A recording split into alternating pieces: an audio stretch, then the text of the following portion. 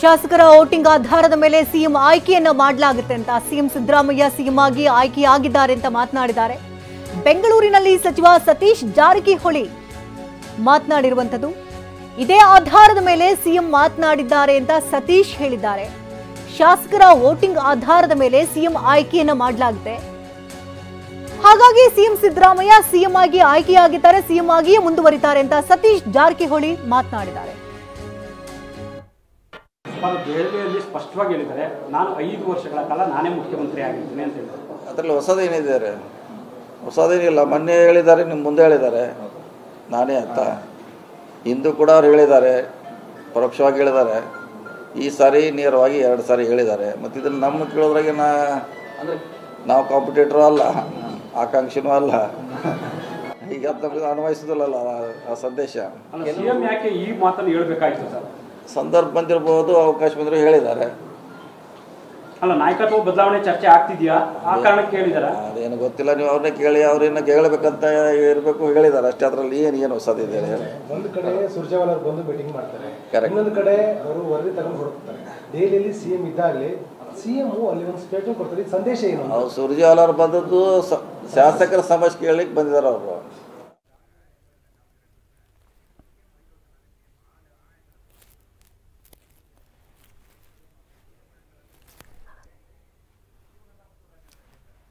ಈ ಬಗ್ಗೆ ಮಾತನಾಡೋದಕ್ಕೆ ಶಿವಗಂಗಾ ಬಸವರಾಜು ದೂರವಾಣಿ ಸಂಪರ್ಕದಲ್ಲಿದ್ದಾರೆ. ಮೇಲೆ ಸರ್ ನಮಸ್ತೆ. ಈಗಾಗಲೇ 5 ವರ್ಷಗಳ ಕಾಲ ನಾನೇ ಸಿಎಂ ಆಗಿರ್ತೇನೆ ಅಂತ ಸಿಎಂ ಸಿದ್ದರಾಮಯ್ಯ ಮಾತನಾಡ್ತಿದ್ದಾರೆ, ಏನ್ ಹೇಳ್ತೀರಿ ಬಗ್ಗೆ?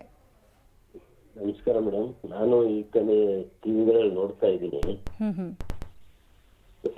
ಈಗ ಸದ್ಯ ಮುಖ್ಯಮಂತ್ರಿ ಬದಲಾವಣೆ ಅಥವಾ ಮುಖ್ಯಮಂತ್ರಿ 5 ವರ್ಷ ಅನ್ನೋದ್ರ ಬಗ್ಗೆ ಯಾರು ಮಾತಾಡಬಾರ್ದಿಲ್ಲ. ಹೈಕಮಾಂಡ್ ಒಂದು ತೀರ್ಮಾನ ನಮಗೆಲ್ಲ ಹೇಳಿದ್ದಾರೆ.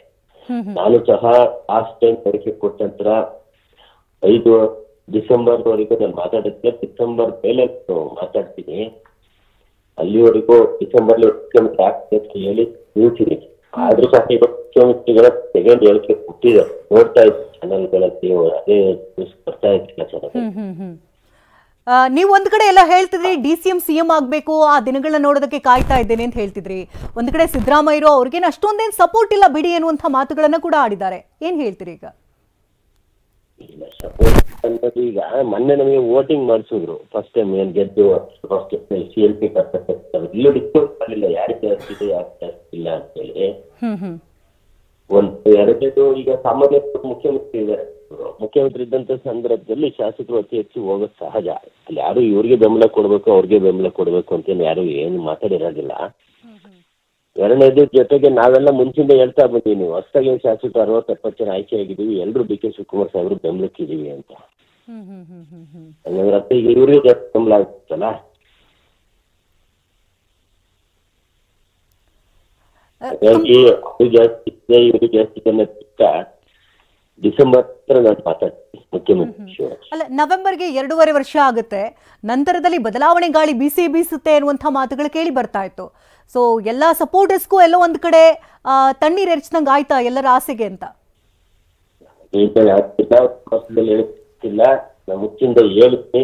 ಡಿಸೆಂಬರ್ ವರ್ಷದಲ್ಲಿ ಹಚ್ಚಿದ್ವಿ. ನವೆಂಬರ್ಗೆ ಡಿಸೆಂಬರ್ಗೆ ಅದ್ರ ಅವಕಾಶ ಇದೆ ಅನ್ನೋ ಉದ್ದೇಶದಲ್ಲಿ ನಾನು ಡಿಸೆಂಬರ್ಗೂ ನಾನು ಏನು ಮಾತಾಡೋದ ನಾವು ಡಿಸೆಂಬರ್ CM ಆಗ್ತೀವಿ ಅಂತ ಹೇಳಿಕೆ ಅವತ್ತು ಕೊಟ್ಟಿದ್ದೀನಿ. ಅದು ರಸ್ತೆಯಲ್ಲಿ ಕೊಡ್ತೀನಿ ಅಂತ ಹೇಳಿದ್ದೀನಿ. ನೋಡಿ ಡಿಸೆಂಬರ್ ಅಲ್ಲಿ ನೋಡಿ. ಓಕೆ, ಧನ್ಯವಾದ ಬಸವರಾಜ್ ಅವರೇ ಟಿವಿ ನೊಂದಿಗೆ ಮಾತನಾಡೋದಕ್ಕಾಗಿ.